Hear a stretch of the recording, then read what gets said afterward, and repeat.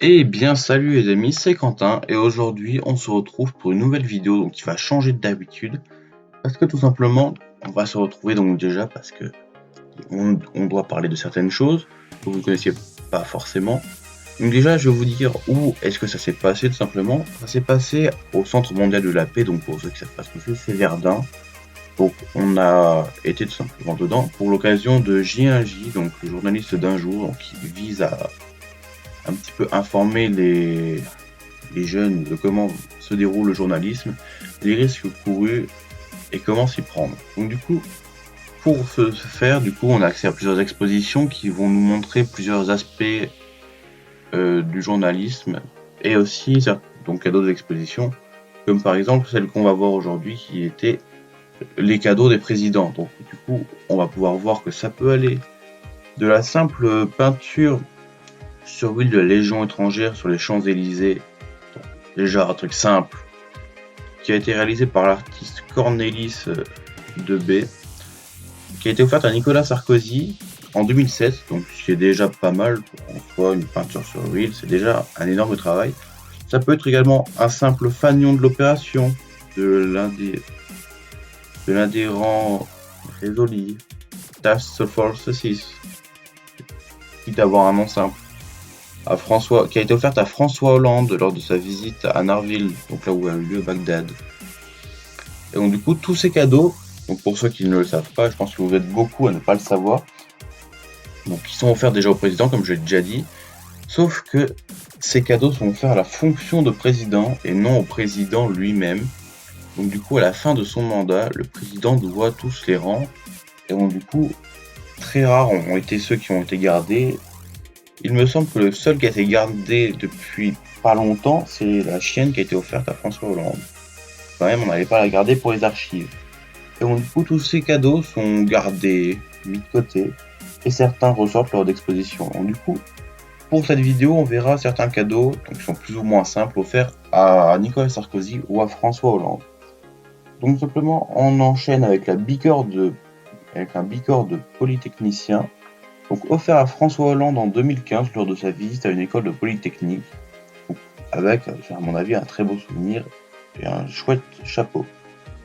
Ou encore un cadeau qui change encore un petit peu, avec un coq en métal offert à Nicolas Sarkozy en 2007. Bon, il y a des cadeaux, on ne sait pas forcément qui l'a offert, ça n'a pas été dit. De toute façon, si je le sais, je vous le dis.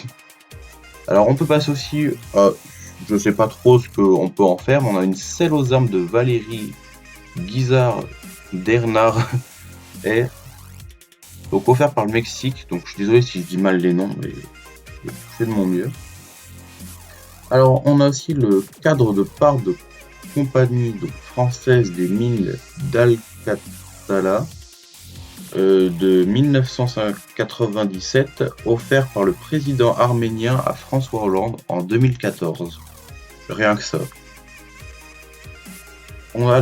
Passons au triptyque illustrant les cultures françaises et péruviennes, offert par Ollanta Humala Tasso, donc le président du Pérou, à François Hollande en 2016.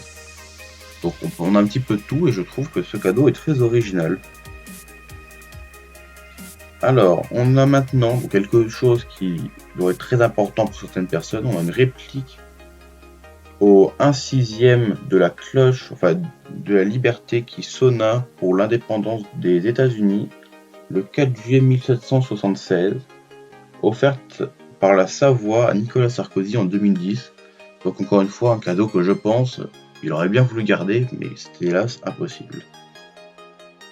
Alors on passe à quelque chose qui change, un objet plus décoratif, avec un petit peu moins de fonction.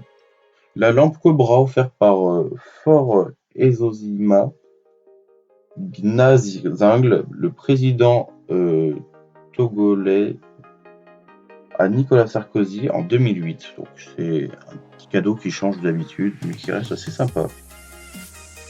Alors maintenant, une maquette du tigre symbolisant le nouvel an chinois du tigre, offerte par des résidents en France d'origine indo-chinoise à Nicolas Sarkozy en 2010.